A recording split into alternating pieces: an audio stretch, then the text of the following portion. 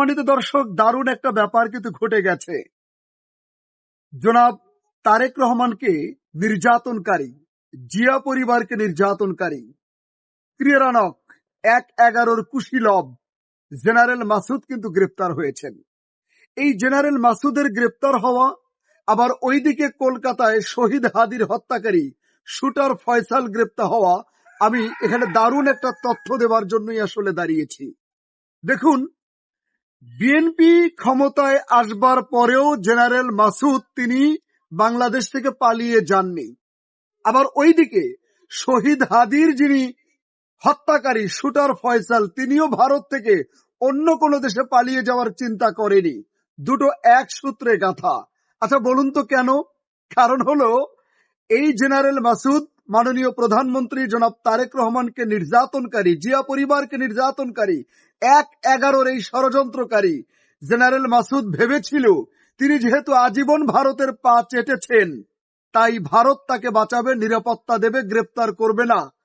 এটার আশ্বাস তিনি কিন্তু বাংলাদেশ ছেড়ে যাননি। আবার ওইদিকে শহীদ হাদির হত্যাকারী শুটার ফয়সাল তিনিও জানেন যেহেতু শহীদ হাদি ভারতীয় আধিপত্যবাদের বিরুদ্ধে ছিল, তাই শুটার ফয়সালকে ভারত প্রশ্রয় দেবে, আশ্রয় দেবে, এই কারণে তিনিও ভারত ছেড়ে যাননি। কিন্তু তথ্যটা কি? ওইদিকে শুটার ফয়সাল গ্রেপ্তার, এইদিকে জেনারেল মাসুদ গ্রেপ্তার। এই দুইটা প্রমাণ করে ভারতের পা চাটলেই ভারত তাকে নিরাপত্তা দেবে না, ভারতের গোলামি করলেই ভারত তাকে নিরাপত্তা দেবে না। ভারতের নিরাপত্তা পাওয়ার মানদণ্ড হলো ভারত যখন যার কাছে সুবিধা পাবে, রাজনৈতিক, অর্থনৈতিক, ব্যবসায়িক, তাকে তারা সুবিধা দেবে।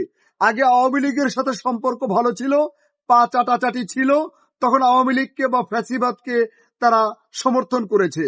এখন যেহেতু বিএনপি ক্ষমতায় এসেছে, ভারত চাইবে বিএনপিকে সন্তুষ্ট রাখার মাধ্যম দিয়ে যা কিছু অর্জন করা যায়, তাই ফ্যাসিবাদের সবাইকে সুযোগ দেবে না, তবে ফ্যাসিবাদের প্রথম সারির নেতাদেরকে সুযোগ দেবে ভবিষ্যতে কোনোদিন যদি আবার আওয়ামী লীগ আসে সেই সুবিধা নেওয়ার জন্য।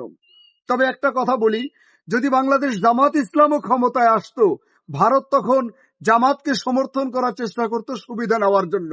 অর্থাৎ বাংলাদেশ কোনো ফ্যাক্ট না, ফ্যাক্ট হচ্ছে ভারত সুবিধা পেতে চায়। তাই ফ্যাসিবাদের দোসর যারা, তাদেরকে বলি ভারত সুবিধা যার কাছে যতদিন পাবে তাকে প্রশ্রয় দেবে।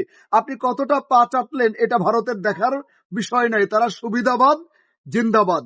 এখন একটা কথা বলি, আওয়ামী লীগ আর বিএনপির মধ্যে পার্থক্য কি, কিংবা জামাতের মধ্যে পার্থক্য কি? আমার কাছে মনে হয় আওয়ামী লীগ সরকার এত বেশি অনুদান ভারতকে দিত, যেমন মাননীয় প্রধানমন্ত্রী তখনকার শেখ হাসিনা, স্বৈরাচার ফ্যাসিস্ট, সেও বলেছে আমি ভারতকে এত বেশি দিয়েছি, ভারত আজীবন মনে রাখবে। তার মানে আওয়ামী লীগ শুধু দিয়েই যেত আর ভারত শুধু নিয়েই যেত। কিন্তু বিএনপি কি করবে? বিএনপি কিছুটা মেরুদণ্ড সোজা করবে, তারাও ভারতের সাথে সম্পর্ক রেখে, প্রেম রেখেই দেশ চালাবে, কারণ তিন দিকে ভারত, একদিকে বঙ্গোপসাগর, কিচ্ছু করার নাই। তবে আওয়ামী লীগ ছিল মেরুদণ্ডহীন, আর বিএনপি মেরুদণ্ড সোজা করে তারা দেশ চালাবে। জামাত আসলেও তারা মেরুদণ্ড সোজা করে দেশ চালাতো। এখানেই আওয়ামী লীগ, বিএনপি এবং জামাতের মধ্যে পার্থক্য। ধন্যবাদ।